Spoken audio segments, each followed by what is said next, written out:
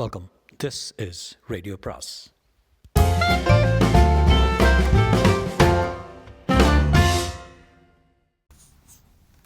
அனைவருக்கும் அன்பு வணக்கம். சுஜாதாவின் வசந்த் அத்தியாயம் 20. உட்காருங்க உஸ்தாதே என்றான் வசந்த். சரியான அடிபட்டிருந்த அவ்விருவரும் மேரத்தான் ஓடி வந்தவர் போல இறைத்தார்கள். சொல்லுங்க, எதுக்கு வந்தீங்க? சத்தியமாக எங்களுக்கு தெரியாது. கேள்வி கேட்க மட்டும் தெரியுமா? பதில் சொல்ல தெரியாதா? இந்த பாரு, என்ன அழவடா உன் பேர்? அடிக்க வந்தியா? அவ்வளோ சுலபம் அடிச்சுட்டு போக முடியுமா? இவர் யார் தெரியுங்களா?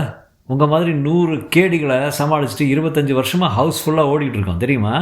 இந்த வாங்கி கொண்டு பாக்கி இருந்தது என்று தாடையில் அடித்தான் வசந்த். போதும் என்றான் கணேஷ். இதை பாருப்பா, உன்னை அனுப்பிச்ச ஆள் யாருன்னு சொல்லிவிடு. பொழுதோடு விட்டுடுறோம். இல்லை முரண்டு பண்ணுறேன்னு தீர்மானித்தாலும் போலீஸ்கிட்ட ஒப்படைச்சிடும்.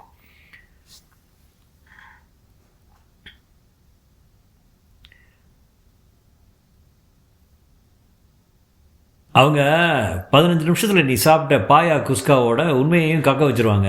நகை நல்லா வளர்த்துருக்கல்ல, ஊசி எத்தினா தான் தாங்குமா?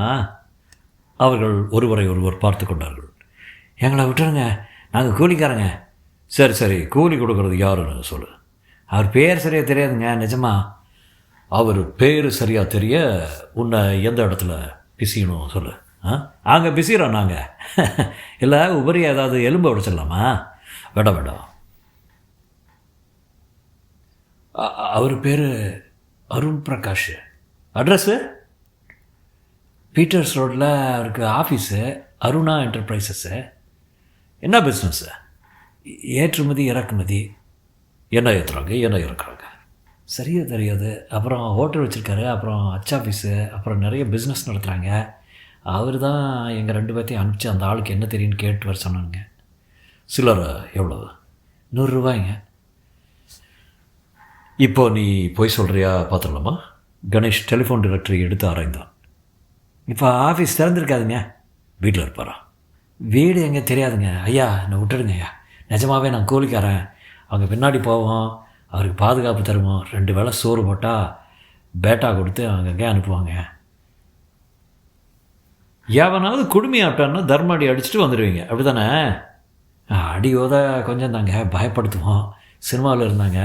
எம்ஜிஆர் ஆக்டிங்கை நிறுத்தினதுக்கு அப்புறம் வாய்ப்பு கம்மியாயிடுச்சுங்க.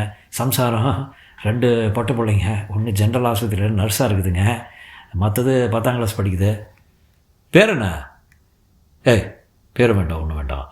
வசந்த், அருணா என்டர்பிரைசஸ் பீட்டர்ஸ் ரோட்டில் இருக்குது. அது வரைக்கும் போய் சொல்லலை. இவன் அனுப்பி வச்ச ஆள் தான் இவங்க. விட்டுலாமா பாஸ்? கூடாது.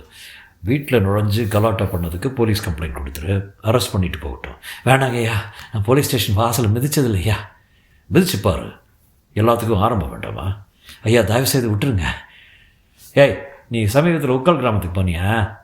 போனேங்க. பல்லாவரத்தில் உங்கள் எஜமானுக்கு வீடு இருக்குதா? பல இடத்துல இருக்குதுங்க. வசந்த், உக்கல் கிராமத்தில் என்ன செஞ்ச? கரெக்டாக சொல்லி விட்டுடுறோம். ஒன்றும் செய்யலைங்க. வேன் ஓட்டிகிட்டு போனேன். பொட்டியில் லோடு ஏற்றுனாங்க. எடுத்து வந்து கோடவுனில் விட்டானுங்க. எத்தனை பொட்டி? ஒரே ஒரு பொட்டிங்க. எவ்வளோ பெருசாக இருக்கும்? இதான் எவ்வளவுங்க? அவன் கையில் சுமார் 1.5 அடி அகலம் காட்டினான். உயரம்? அதுவும் அதே தாங்க, சீல் வச்ச பொட்டி. அதுக்குள்ளே என்ன? தெரியாதுங்க, சத்தியமாக தெரியாது. நான் கேட்குறது இல்லைங்க, கேட்கக்கூடாதுங்க, சொல்கிறதும் இல்லைங்க. சரி, இப்போ வந்தியே, உனக்கு என்ன குறிப்பாக சொல்லி அனுப்பிச்சாங்க? கிணத்துல என்ன இருக்குதுன்னு திருப்பி கேளுன்னாங்க. தங்கம்னு சொல்கிறானா, நகைன்னு சொல்கிறானா, வெறும் பாசி தண்ணின்னு சொல்கிறானா, எல்லாத்தையும் கேட்டு வந்துடுன்னு சொன்னாங்க. அவ்வளோதாங்க. ஒக்கல் கிணத்துல என்ன செஞ்சீங்க? நான் கிணத்து பக்கம் போனது இல்லைங்க. அந்த கிணறு எங்கே இருக்குன்னு கூட தெரியாதுங்க. கிணத்துல என்ன இருக்குது தெரியுமா? அதுவும் தெரியாதுங்க. நான் கூலிக்காரன். டெலிஃபோனை எங்கே வெட்டின நீ? அவங்க தான் வெட்ட சொன்னாங்க. சரி, எங்கே வெட்டின? உள்ளே போகிற கேபிளை பிடிங்கி போட்டானுங்க. வா, வந்து காட்டு. வசந்த், அந்த கேபிளை டெம்பரரியாக மறுபடி கனெக்ஷன் கொடு. அப்போ நான் போகலாங்களா? இல்லை பிரதர், இன்னும் உன்னோட பேச வேண்டிய நிறைய இருக்குது. இந்நேரம் உட்கார்ந்து இருந்ததில் அவர்கள் இருவருக்கும் புதிய தெம்பு பிறந்திருக்க வேண்டும். சற்றும் எதிர்பாராத சமயத்தில் திடீரென்று புறப்பட்டு வாயிற்கதவை நோக்கி ஒருவனோட மற்றவன் அவனை தொடர வசந்த் அவர்களை துரத்த முயல கணேஷ் அவனிடம், வசந்த் லீவ் தம் என்றான். ஏன் பாஸ்? போட்டும், இவங்க வெறும் கையாளுங்க. நாம் பிடிக்க வேண்டியது எஜமான். என்ன பேர் சொன்னால்? அருண் பிரகாஷ். காலையில் முதல் காரியம் அங்கே போயிருப்பாங்களாம். மேல் விவரம் தெரியணும்னா அருணாவுக்கு வரணும். அவங்க தான் நமக்கு இன்விடேஷன் அனுப்பிச்சிட்ருக்காங்க. கொஞ்சம் கொஞ்சமாக புரியுது வசந்த். அந்த ஆள் நம்ம ஆழம் பார்க்குறான். அருணான்னு மொட்டையாக பேர் கொடுத்துட்டா நமக்கு பேர் தெரிஞ்சால் வருவோம்னு எதிர்பார்த்துருக்கான். வரலை. அப்புறம் அடையாளங்கள் அனுப்பிச்சிருக்கான். இதிலிருந்து என்ன தெரியுது? ஒரு மண்ணும் தெரியல. காக்கா காட்டில் விட்டாப்பில் இருக்குது. வசந்த், முதல்ல இருந்து பாரு. ராஜராஜன் கிணறு எங்கே இருக்குதுன்னு அந்த விவரம் அவங்களுக்கு தேவையாக இருந்திருக்கு. ப்ரொஃபஸருக்கு அந்த விவரம் தெரிஞ்சிருக்கு. அவருடைய ஆராய்ச்சி கட்டுரைக்கு சரக்குன்னு பிடுங்கிட்டு போனாங்க. நீ பல்லாவரத்தில் போய் குட்டையை கிளப்பிட்டு வந்த. ஆனால் அவங்க ஒரு வேனில் உக்கல் கிராமத்துக்கு போகிறதுக்கு தயார் பண்ணிக்கிட்டு இருக்கிறத பார்த்துருக்க. இப்போ சீன் ஆஃப் ஆக்ஷன் உக்கல். அங்கே என்ன நடக்கிறது? கோவில் வாசலில் ஒரு கத்தி குத்து, சதாசிவத்தோட வினோத வியாபாரம், குறுக்கே வந்த நம்ம கொல்ல முயற்சி. அந்த கோஷ்டி கொலைக்கு அஞ்சாதவங்க. They are desperate. அவங்க என்ன செய்கிறாங்க அல்லது செய்தாங்கங்கிற வெளியே தெரியாமல் இருக்கிறதுக்கு எதுவுமே செய்வாங்க போல், இல்லையா? இது வரைக்கும் கிளியராக தானே இருக்கு. என்று தலையாட்டின வசந்த். ஏதோ ஒரு பெரிய குற்றம் செய்கிறாங்க. அது தெரியுது, நான் சொல்கிறேன் பாஸ். கிணத்துக்குள்ளே இருக்கிற ட்ரெஷரை எப்படியோ பாதாள கரண்டி போட்டு எடுத்துருக்காங்க. தங்க காசுகளை நகை எதேதோ அதை அப்படியே மெட்ராஸ்க்கு எடுத்துகிட்டு வந்து விற்க ஏற்பாடு செய்திருக்காங்க. That's it. I got it. ஏற்றுமதி இறக்குமதி அருணா என்டர்பிரைசஸ் வெளிநாட்டில் பெரிய வேலைக்கு தங்க காசுகளை விற்றுருக்காங்க. என்ன சொல்கிறீங்க? கணேஷ், இருக்கலாம், அது ஒரு சாத்தியம் என்றான். வேறு என்ன அழகு சாத்தியம் இருக்கு? லூசன்ஸ். என்ன ஒன்றுனா சொல்லுங்கள், முடிச்சு போடுறேன்னே. 10க்கு 40 வியாபாரம். சிம்பிள். 10 தங்க காசுக்கு 40,000 ரூபா. அந்த சதாசிவம் நம்ம வியாபாரம் பேச வந்தவன் தப்பாக நினச்சிட்டாரு. இல்லை வசந்த், இந்த வியாபாரம் தலைகீழ் வியாபாரமாக இருக்குது. 10க்கு 30 அல்லது 10க்கு 20ங்கிறது 10க்கு 40 விட பெட்டராக நல்லதாக இருக்கே. அப்படியா? ஆமாம். அதுக்கப்புறம் பாரு, பஸ் ஸ்டாண்டில் சாம்பிள் கொண்டு வந்தியான்னு யாரோ ஒருத்தனை கேட்குறான். தஞ்சாவூர்காரன். அங்கேயும் அதே வியாபாரம். எனக்கு என்னவோ இது ஒரு கோயின்சிடன்ஸ்னு தோணுது. எனக்கு அப்படி தோணலை. சோடியத்தை பற்றி ஏதாவது தகவல் தெரிஞ்சுதானே? இருங்க, இப்போ தான் நான் ஆஸ்பத்திரியிலேருந்து கழுந்துட்டு வந்திருக்கேன். நான் ஒரு நாள் டைம் எடுத்துகிட்டு சோடியத்தை பற்றி, சோடியத்தோட பெண்டாட்டி கூட தெரியாத தகவல்கள் சேகரிச்சுட்டு வரேனே. முதல்ல டெலிஃபோனை எங்கே வெட்டி தொலைச்சிருக்கான்னு பாரு. காலையில் கோர்ட் வேறு இருக்குது. பேனாமி கேஸு இழுத்து அடிக்குது. அப்புறம் தமிழ்நாடு டைரக்டர் ஆஃப் ஆர்கியாலஜி ஆஃபீஸில் ஒரு சின்ன வேலை இருக்குது. அந்த பொண்ணு ஏதாவது கார்ப்பரேஷன் ஸ்கூலில் படிக்கிற பொண்ணாக இருக்கும். யார்? அந்த ஆளோட 2வது பொண்ணு. விவஸ்தையே கிடையாது அவனுக்கு. இனியா கிட்ட சொல்ல போகிறேன் நான். ஒரு கேஸை எடுத்துகிட்டு எல்லா விவரம் தெரிஞ்சுக்கணாமா? காலை 8 மணிக்கு வசந்த் இனியாவை சந்திக்க சென்றான். வாசல்லே நாற்காலி போட்டு பேராசிரியர் வீற்றிருந்தார். இதரை குள்ளமான மேசையில் டீ போலும். அதில் ஒரு கப் எடுத்துக்கொண்டு சுந்தரமாக இனியா சீப்பி கொண்டிருந்தாள். அந்த இடமே அவளால் கொஞ்சம் பிரத்யேகமாக வெளிச்சம் பெற்றிருந்ததாக வசந்துக்கு தோன்றியது. Hello Vasanth. Hello Iniya. Hello sir. காலையில் என்ன பண்ணிட்டுருக்கீங்க? பேப்பர் படிக்கிறீங்களா? உடம்பு சுகமா? சுகம்தான்ப்பா. நீ எப்படி இருக்க? சரியாக போச்சா? எல்லாம் சார் ஆசீர்வாதத்தால். வெயிலாக இருக்க, உள்ளே போய் உட்காந்துக்கலாமே. நீங்கள்? பரவாயில்ல என்றார் பைப்பை இழுத்து விட்டு. தொடர்ந்து, வசந்த், உங்ககிட்ட சீரியஸாக ஒன்று பேசணும் என்றார். பேசுங்க சார். நான் எல்லாம் காது. I am all years. நான் எல்லாம் காது. I am all years. Iniya, அப்போ நான் உள்ளே போகிறேனே என்றாள். இனியா, நீ இப்போ போனேன்னா வெளிச்சம் குறைஞ்சி போயிடும். அப்புறம் சார் பேப்பர் படிக்க முடியாது. வசந்த், இனியாவுடைய கல்யாணத்துக்கு அவசரமாக ஏற்பாடு செய்யணும். வசந்த் திடீரென்று மலர்ந்து, அதுக்கு என்ன சார், மாப்பிள்ளைங்கிற ரீதியில் அது கூட செய்ய மாட்டேனா என்ன என்றான். மாப்பிள்ளையா? நீயா? யார் சொன்னது? அமெரிக்கா மாப்பிள்ளை. ஃபோட்டோவை பார்த்து ஒத்துக்கிட்டான். அடுத்த வாரம் வர்றான். அவன் மேலே சொல்வது கேட்காமல் வசந்தின் மனதுக்குள் 1000 மின்னல்கள் ஓவர் டைம் செய்து கொண்டிருந்தன. தொடரும். உறவிறக்கும் அன்பு வணக்கம். சுஜாதாவின் வசந்த் அத்தியாயம் 21. காலை டிஐஜி ராஜேந்திரனை பார்க்க சென்றார்கள். என்ன சார், நீங்கள் டிஐஜி ஆனதுக்கு பார்ட்டி எதுவும் இல்லையா என்றான் வசந்த். என்ன ஒரு வருஷம் கழிச்சு கேளுங்க. என்ன வசந்த், உங்கள் கல்யாணம் இப்போ? அதையும் கேட்குறீங்க? நம்ம ஜாதகத்தில் அந்த கட்டம் காலியாகவே இருக்குது. இப்போ காதல் பண்ணிகிட்ருக்கான். அதில் தான் விவகாரமே ஆரம்பிச்சது என்றான் கணேஷ். என்னது, சரித்திர ஆராய்ச்சியெல்லாம் இறங்கியிருக்கீங்க? கிணத்துக்குள்ளே இறங்கலை, அது ஒன்று தான் பாக்கி. அந்த கிணத்தை பாதுகாக்கிறதுக்கு மெசேஜ் அனுப்பிச்சி வச்சுருக்கேன். விவரம் என்ன சொல்லுங்கள். டெலிஃபோனில் சொன்னது குழப்பமாக இருக்குது. Simple matter sir. தங்க காசுக்கு அலையிறாங்க எல்லோரும். பழைய காலத்தில் குன்றிமணி கழஞ்சு காசு மாடை அடித்து போட்டிருக்காரு ராஜராஜ சக்கரவர்த்தி. அதில் மாடைங்கிறது தங்க காசு. அதில் 500 காசு கிணத்துல போட்டுட்டு சரித்திர குறிப்பு கல்வெட்டு இருக்குது. அதுக்கு ஜனங்க ஆளாப்படுறது. சரித்திர குறிப்புன்னா ஆர்கியாலஜி டிபார்ட்மெண்ட்டில் எக்ஸ்கவேட் பண்ணியிருப்பாங்களே. இது ஏதோ இன்னும் வெளியே வராத ரகசிய கல்வெட்டு மாதிரி தோணுது. அதனால தான் உக்கல் கிராமத்தில் போக்குவரத்து அதிகமாக இருக்குது. அப்போது அந்த கிணத்தை இறைச்சி பார்த்துடலாமா? வரீங்களா? என்ன கிராமம் சொன்னீங்க? உக்கலா? சார், இறைச்சி ஆகப்பட்ட காசில் ஒரே ஒரு காசு இந்த பக்கம் தள்ளினீங்கன்னா என் காதலுக்கு உபகாரமாக இருக்கும். இறக்கிறவோ காசு அகப்படணும் தோணல இருக்கு என்ன கணேஷ்? ஏன் ஏற்கனவே எடுத்திருப்பாங்களா? சொல்ல முடியாது. இருந்தும் அது ஆர்கியாலஜி டிபார்ட்மெண்ட் விசாரித்து பார்த்துடலாம். பேராசிரியர் அப்பாதுரை கல்வெட்டு ஆராய்ச்சி மூலம் இந்த கிணத்துல தங்க காசு நகைகள் எல்லாம் இருக்கிறதா முடிவு பண்ணியிருக்காரு.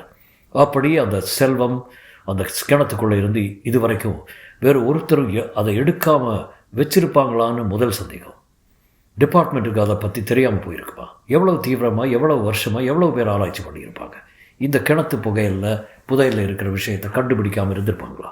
முதல்ல அதை விசாரிக்கணும். இருந்தும் இந்த கிணத்தை சுற்றி சில மர்மமான விஷயங்கள் எல்லாம் நடக்குது. சரித்திர சம்பந்தமே இல்லாத வெத்து கோஷ்டி உலாத்துது. ராஜேந்திரன், நேற்றுக்கு 2 ஆளுங்க வந்து என்கிட்ட ரஃபாக நடந்துக்கிட்டு உனக்கு என்ன தெரியும் எனக்கு என்ன தெரியும் அப்படின்னு திருப்பி கேட்டாங்க. நான் ஏதோ மழுப்பினேன். அவங்க ஒரு விதமான பதிலை எங்கிட்ட இருந்து எதிர்பார்க்குறாங்கன்னு தெரிஞ்சது. என்ன பதில் அது? அவங்க 2 பேரையும் விட்டுட்டிங்களா? ஓடி போயிட்டாங்க. அடையாளம் சொல்ல முடியுமா?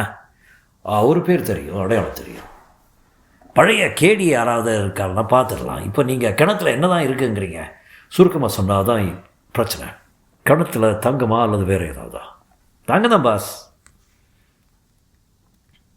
அப்படின்னா 10க்கு 40 30 இதுக்கெல்லாம் என்ன அர்த்தம்? காசுக்கு விலை பேசுகிறாங்க. 10க்கு 30 10க்கு 40 விட நல்ல விலையா? இது என்ன தலைகீழ் விலை? அதானே என்றார் வசந்த். அப்புறம் பாருங்கள், உக்கல் பஸ் ஸ்டாண்டில் ஒரு ஸ்ட்ரே கேஸ் சாம்பிள் கொண்டு வந்திருக்கியான்னு கேட்டு ஒரு தஞ்சாவூர் வியாபாரியோட பொட்டியை பிடுங்கிட்டு ஓடி இருக்காங்க. அங்கேயும் அந்த 10க்கு 40 வியாபாரம் பேசியிருக்காங்க. அது என்னவோ இந்த கேஸுக்கு சம்மந்தம் இல்லாத தற்செயலான விஷயம் தோணுது பாஸ் எனக்கு. இருங்க வசந்த், கணேஷ், நீங்கள் உங்கள் சந்தேகத்தை எல்லாம் சொல்லுங்கள். எல்லாமே நெபுலஸாக இருக்குது ராஜேந்திரன். முதல்ல அருணா என்டர்பிரைசஸ்னு ஒரு கம்பெனிக்கும் இந்த கோஷ்டிக்கு சம்மந்தம் இருக்குது, புரியுது. விஷயம் தீவிரமானதுன்னு தெரியுது. கொலை செய்யும் அஞ்சாத ஆசாமிங்கன்னு தெரியுது. கூழமந்தலில் தொல்பொருள் இலாக்கா சிப்பந்தி ஒருவனுக்கு ஏதோ தெரியக்கூடாத விஷயம் தெரிஞ்சு போய் அவனை தீர்த்து கட்டிட்டாங்க. சதாசிவம்னு ஒரு ஆளுக்கு இதில் ஏதோ தரகு வேலைன்னு தெரியுது. ஆனால் அவனை சித்திரவதை செய்தாலும் எதுவும் சொல்ல மாட்டான்னு தோணுது. ஒமர் கயாம்னு ஒரு ஹோட்டலில் கேபரே ஆடுற பொண்ணு என்கிட்ட வந்து அவங்க கூட சேராதேன்னு எச்சரிக்கை செஞ்சிச்சு. அதையும் சொல்லிடுங்க. அதை வேணால் கொஞ்சம் சித்திரவதை செஞ்சு பார்க்கலாமே. இதனுடைய சரித்திர பேராசிரியருடைய ஆராய்ச்சி வசந்த் அந்த சதாசிவத்தின் கையில் பார்த்த ஒரு பொட்டலத்தில் இருந்து விழுந்திருந்த மரத்துண்டு, அதில் சோடியம் ஹைட்ராக்சைடு, டைட்டானியம் என்ற என்னென்னவோ கெமிக்கல்ஸு. சரியான குழப்பங்க. இதையெல்லாம் ஒட்ட வைக்கிற சரடு வேணும், அவ்வளோதானே? அவ்வளோதான். அப்புறம் பல்லாவரத்தில் ஒரு தனி வீடு. இருங்க தலை சுற்றுது. கணேஷ், நீங்கள் என்ன பண்ணுறீங்க? எல்லாத்தையும் எனக்கு ஒரு ரிப்போர்ட் மாதிரி எழுதி கொடுத்துருங்க. சிஐடி டிபார்ட்மெண்ட்டில் ஒவ்வொரு ஆங்கிளையும் துப்புரவாக விசாரிச்சிட சொல்லிடுறேன். எல்லாத்தையும் எழுதிட்டு வந்திருக்கோம் ராஜேந்திரன். செஞ்சுருப்பீங்களே. சரி, என்ன ஒரு 4 நாள் கழித்து வந்து பாருங்கள். ஆமாம், கோட்டையும் பார்த்துக்கிட்டு இதையும் பார்த்துக்கிட்டு எப்படி உங்களுக்கு டைம் இருக்கு?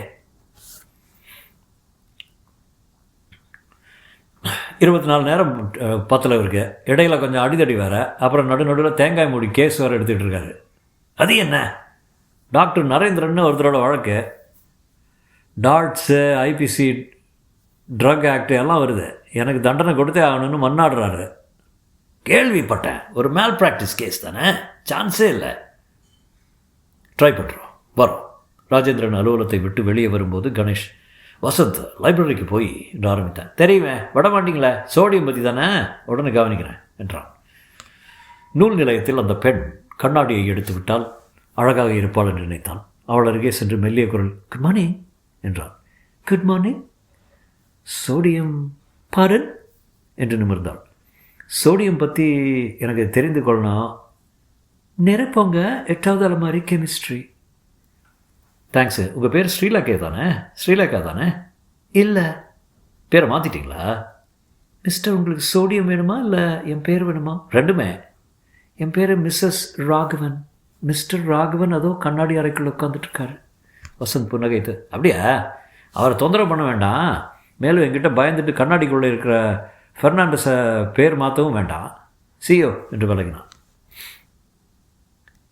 அவள் பார்வை முதுகில் சுட கெமிஸ்ட்ரி அலமாரியை அணுகினான். சின்ன சின்ன மேஜைகளின் முன் புத்தகங்கள் இறைந்திருக்க இங்கே ஒரு சோடா பாட்டில் கண்ணாடியும் அங்கே ஒரு ஜோல்னா பையுமாக தீவிரவாதிகள் படித்து கொண்டிருந்தார்கள்.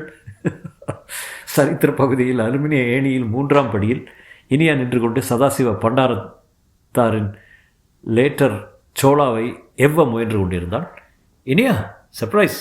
உன்னை இங்கே பார்ப்பேன்னு எதிர்பார்க்கவே இல்லை. பார்த்த உடனே வயிற்றுக்குள்ளே சின்னதாக ஒரு வண்ணாத்தி பூச்சி பறக்கிறது. இனியா, ஷ் என்றார் பேராசிரியர் அப்பாதுரை. ஓ சார், நீங்களும் வந்திருக்கீங்களா? நூல் நிறையுமே ஷ் என்றது. இனியா வசந்தை ஒரு முறை பார்த்துவிட்டு மீண்டும் சதாசிவத்தை பண்டாரத்தாருக்கு திரும்பினான். வசந்த் சற்று நேரம் நின்று பார்த்தான். பேராசிரியர் அவர் அளவுக்கு இருந்த புத்தகத்தில் ஆழ்ந்திருந்தார். வசந்த் விரோதத்துடன் நடந்து மூளை திரும்பி மற்றொரு ஏணி எடுத்துக்கொண்டு எதிர்பக்கத்தில் அதை நகர்த்தி வின்ஸ்லோவின் டிக்ஷனரியை விலக்கி இனியாவை மறுபடி பார்த்தான். அவள் திடுக்கிட்டு என்று தலையாட்டினாள். வசந்த் புருவத்தை உயர்த்தி கைக்குட்டையால் கண்களை ஒத்தி கொண்டான். இனிய தலையை உயர்த்தி புருவத்தால் என்ன என்றாள். வசந்த் விரல்களை சேர்த்து கொண்டு சாப்பிடுவது போல பாவனை செய்து மேலே விரல் காட்டினான்.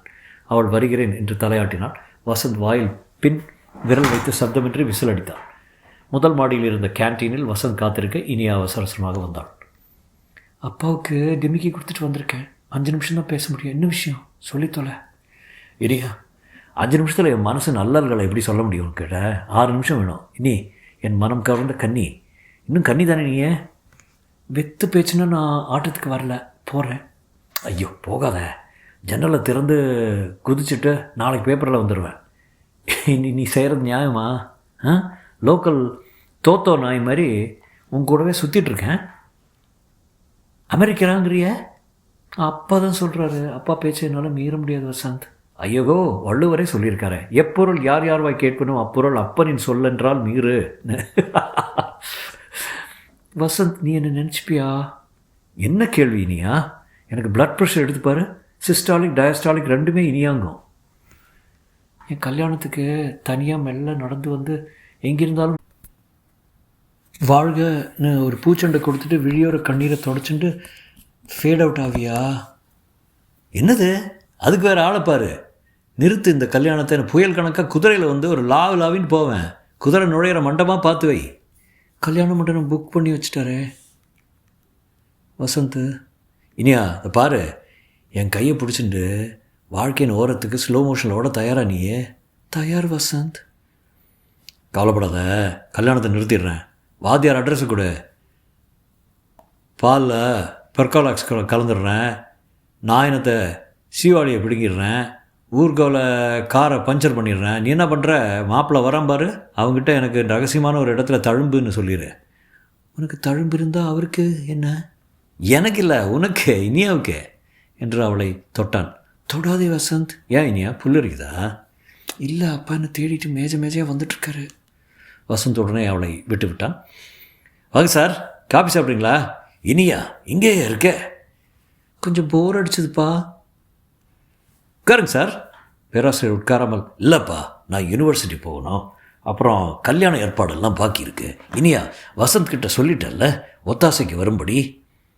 அதை பற்றி தான் பேசிகிட்டு இருந்தோம் சார். பேசிகிட்டு இருந்தோம். எல்லாம் சுலபமாக முடிஞ்சிடும் சார், கவலைப்படாதீங்க. வா இனியா, போய் இனியா, பயப்படாமல் போ, நான் பார்த்துக்கிறேன். அவர்கள் சென்றதும் வசந்த் சற்று நேரம் மிச்சம் இருந்த காஃபியை உற்று பார்த்து கொண்டிருந்தான். பில் கொண்டு வந்த சர்வரிடம், வாழ்க்கையே மாயம் பியா என்று சொல்லி மறுபடியும் லைப்ரரிக்குள் நுழைந்தான். சோடியம், இதோ வரேன். முதல் கெமிஸ்ட்ரி இன்ஆர்கானிக் பகுதியில் பார்த்தான். அப்புறம் இண்டஸ்ட்ரியல் யூசஸ் ஆஃப் சோடியம் பார்த்தான். அதன் பின் நேஷனல் கெமிக்கல் லெபார்டரியின் ஆராய்ச்சி குறிப்புகளை, வருஷாந்திர அனுபந்தங்களை பார்த்தான். அட, சட்டென்று நிமிர்ந்தான். இதில் எப்படி ராஜராஜன் கிணறு வருது? தொடரும்.